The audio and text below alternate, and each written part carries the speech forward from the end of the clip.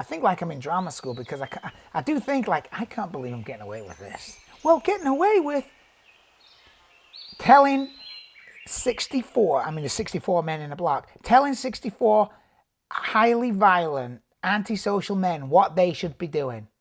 7:30, fellas, cell inspection, stand by your doors.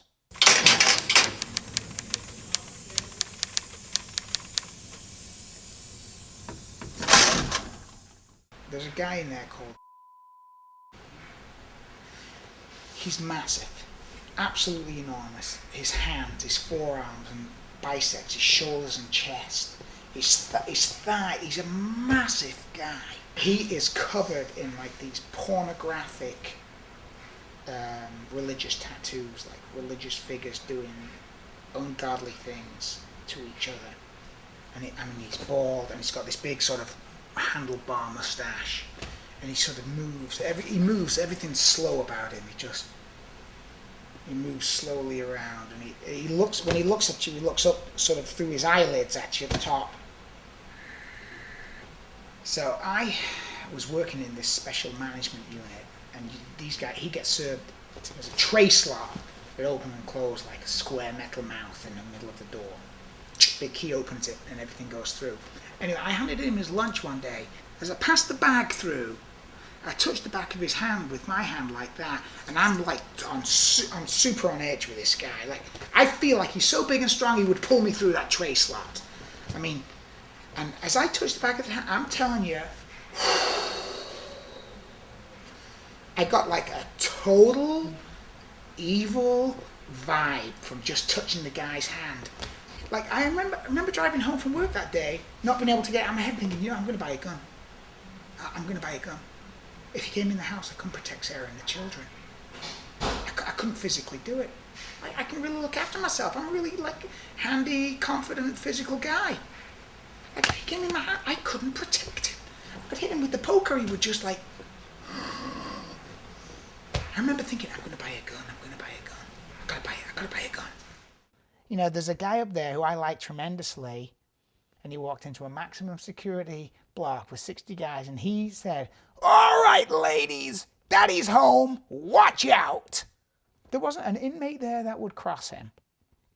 And he can get away with that. I can't get away with that because I don't have the physical presence to back it up. I was doing my rounds, and there's two old black men playing Scrabble. So I can see they've got a W and a C on the scorecard, and like, Mr. Washington's got like 4 points, and the 4 words he had, all monosyllabic prison stuff: ass, cop, beef, and tits. Those were the 4 words on the board, and the W had 4 scratches below it. And I could see the other guy, Mr. Cleveland, like he had this C of pieces in front. Hey, you could have written the Old Testament with how and not gone back for letters. That's how many he had. He had a whole table full of them, no points, and he's pouring over the board, and then it's like, and he's getting all excited, and he's getting his pieces out. He's got beef. He's looking at this word beef, right? And he's pouring over, and he's touching it, and he's getting all excited, and then this is what he does with the letters. This is what he writes after the word beef. Okay. So like, I don't get it. And I say to him, like, I suddenly turn into like this English teacher. I said, whoa. He goes, that's 3 syllables. That's 3 points for me. 3 points. And I go, whoa. Like, now I'm in the game, I'm saying, like, no. That's not a real word. He goes, "Oh, yes, it is, Mr. Riley. It's like this whole place getting up at 6 o'clock in the morning, be fucked up. Wearing this stupid uniform, be fucked up. And most of all, been locked up for child support, non-payment of, be fucked up. Now I can't work and pay no child support, now be fucked up." And then I remember walking back to him, like going, "You know what? You're absolutely right. That's 3 points for you, Mr. Cleveland." Nobody grows up and says to the parents, when I grow up, I want to be a prison guard. People become prison guards out of financial and economic necessity.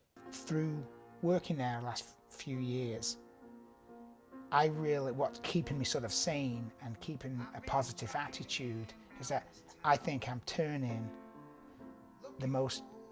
what's conventionally thought of as the most negative social experience, being in prison, especially in a maximum security prison, I'm turning that into a wholly positive experience for me and my family.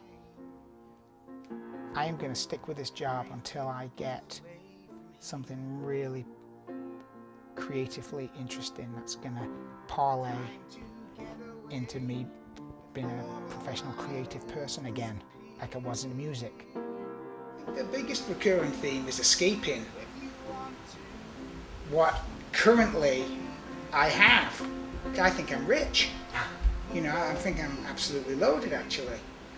I've got a great wife, I've got 3 fantastic kids, I'm fit and strong, I live in a great place, I've got good friends and family, and I have a really shitty job. But like, that'll sort itself out. I'll win right across the board eventually. But right now, I have to, there's better men done worse for a lot longer. So this guy says to me, he goes, "You think you're better than me?" I said, "I certainly don't think I'm better than you." I said, I've made different choices than you. It's not the work, I can work long hard hours, it's the environment. Been in that environment for 17 hours. But I will escape from prison. Quite honestly.